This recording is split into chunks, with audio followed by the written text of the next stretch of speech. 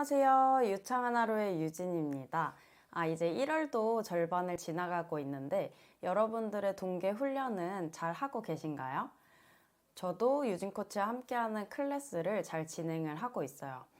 12월에 저희가 열심히 연말을 놀고 나서 이제 훈련량을 조금씩 늘려가시는 분들이라고 하면 아마도 지금쯤 훈련량이 늘어남에 따라서 몸 어딘가가 조금씩 이상이 생기고 있을 거라고 생각을 해요. 훈련량이 늘어갈수록 부상 관리와 근육 관리에 신경을 써주시는 것이 굉장히 중요한데요. 오늘은 많은 분들이 간과하고 있는 발 관리에 대해서 한번 이야기를 해보려고 해요. 대부분 많은 러너분들이 많이 달리고 나서는 종아리나 허벅지 등 다리 마사지는 정말 열심히 하시는데요.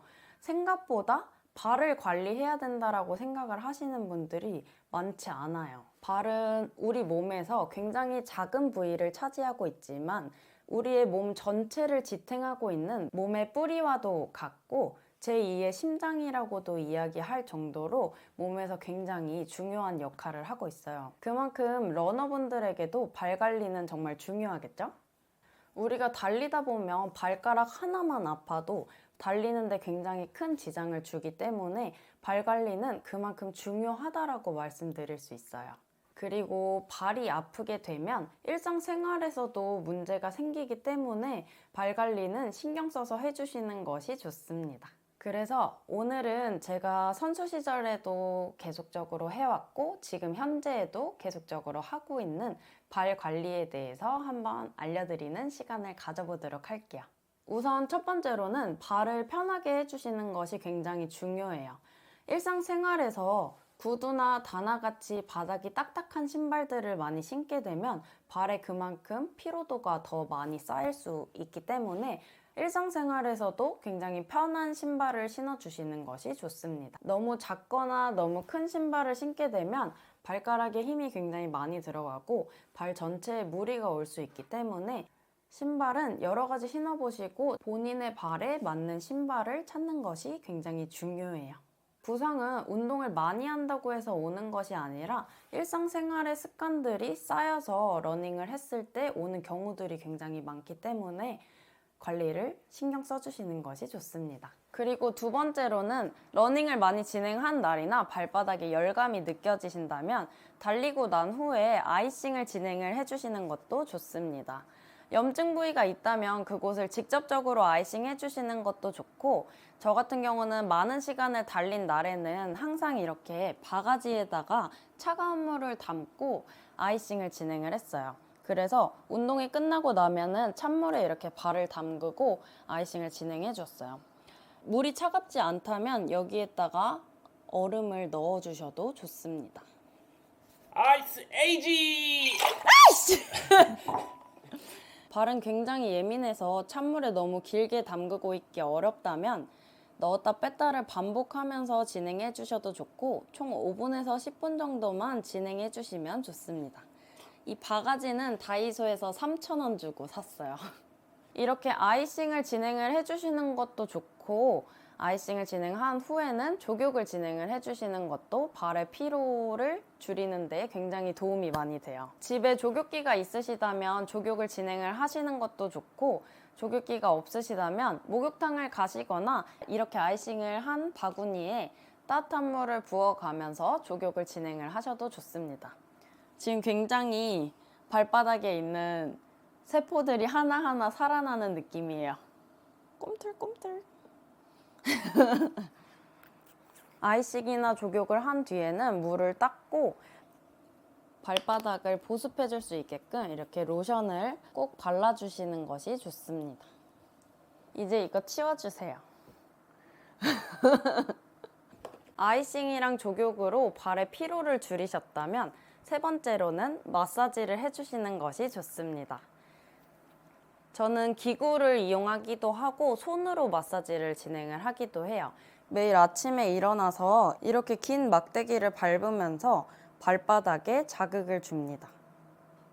이렇게 해서 꾹꾹 누르면서 앞뒤로 이동하면서 발바닥을 풀어주시면 좋아요. 그리고 조금 더 깊숙이 자극을 주고 싶다면 이렇게 공을 이용해서 발바닥을 마사지 해주셔도 좋습니다. 이렇게 공을 굴려가면서 무리가 많이 가 있는 부분을 마사지 해주시면 좋을 것 같아요. 그리고 저는 평소에 TV를 보면서 발을 굉장히 잘 만져주는데 일상생활에서도 발을 꾸준히 마사지 해주시는 게 좋습니다. 여기 발바닥 안쪽부터 해서 손으로 깊숙이 눌러주면서 발바닥 뒤꿈치까지 풀어주시면서 마사지를 해주시는 것이 좋습니다. 그래서 발 하나하나, 발가락 하나하나 풀어줄 수 있도록 해주시는 것이 좋고, 많이 뛴 날에는 오일을 발라서 이렇게 쭉쭉 밀어주셔도 좋아요. 그래서 발바닥이 피로하지 않게끔 계속적으로 발을 만져주시는 게 좋습니다. 이렇게 손가락 하나하나 넣어서 이렇게 마사지도 해주시고, 이렇게 발가락 하나하나 풀어주시면 좋습니다.